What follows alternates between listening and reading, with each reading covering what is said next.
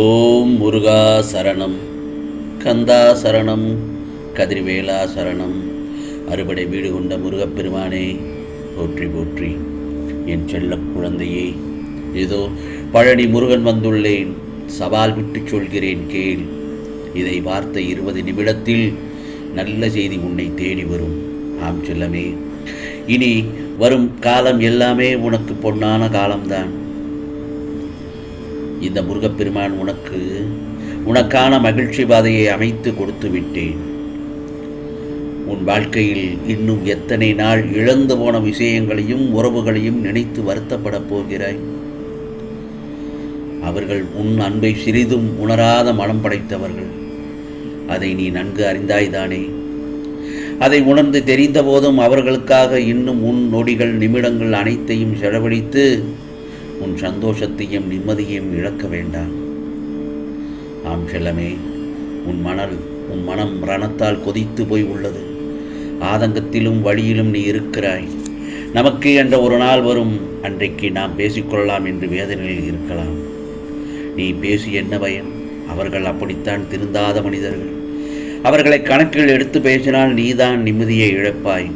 அதை ஞாபகம் வைத்துக்கொள். இதோ உன்னையும் உன் அன்பையும் கொண்டாடுபவர்கள் உன்னை சுற்றி நிறைய பேர் இருக்கிறார்கள். அவர்களுக்காக நீ சிரி, அவர்களுக்காக அழு, அவர்களுக்காக வருத்தப்படு, அவர்களுக்காகவே உதவிகளை செய். ஆனால் உன்னை மதிக்காத இடத்தில் ஒரு நிமிடம் கூட தங்காதே. அமைதியாக அவர்களை விட்டு நகர்ந்து விடு என் செல்லமே. இப்போல்தான் இந்த முருகப்பெருமான் இன்னொன்றும் சொல்கிறேன். வாழ்க்கையில் மகிழ்ச்சியும் மன நிம்மதியும் வேண்டுமென்றால் உன்னிடம் என்ன இருக்கிறதோ அதை வைத்து வாழ கற்றுக்கொள்ள வேண்டும். அப்பொழுது உனக்கான இரட்டிப்பு மகிழ்ச்சி கிடைக்கும் என் செல்லமே. தேவைக்கேற்ற போல வாழ்க்கையை அமைத்து கொண்டால் நிம்மதியாக இருக்கலாம். போராடிக்கொண்டே வாழ வேண்டாம் என் செல்லமே. வாழ்க்கை அர்த்தமற்றது, கரைந்துவிடும். வாழ்ந்து கொண்டே போராடு, வாழ்க்கை வசந்தமாகும். உண்மையான மனிதன் யார் தெரியுமா?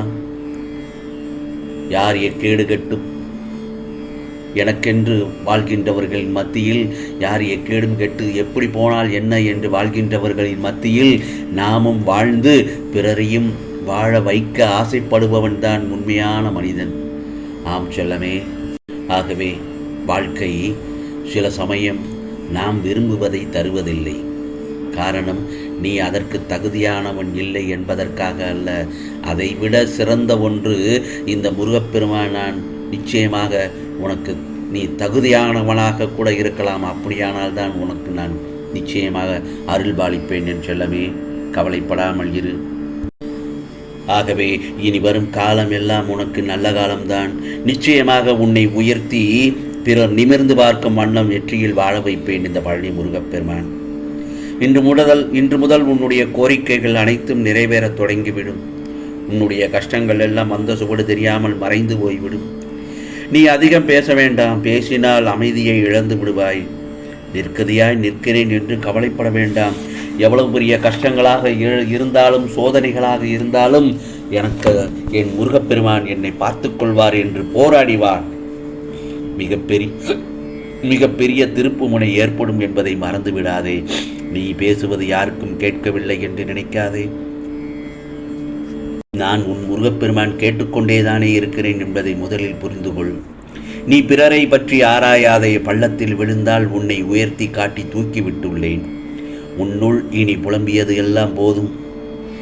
இனி வரும் காலம் எல்லாமே உனக்கு பொன்னான காலம்தான். ஆகவே நீ எதையும் தேடி போக வேண்டாம். அதுவே உன்னை தேடி வரும். உன் வாழ்க்கை சொர்க்கமாக இருக்கப் போகிறது. மகிழ்ச்சியாக இரு. இது முருகப்பெருமானின் அருள் வாக்கு. ஓம் முருகா போற்றி போற்றி, கந்தா போற்றி போற்றி, கடம்பா போற்றி போற்றி. அறுபடை வீடு கொண்ட முருகப்பெருமானே போற்றி போற்றி. ஓம் சரவண பவ.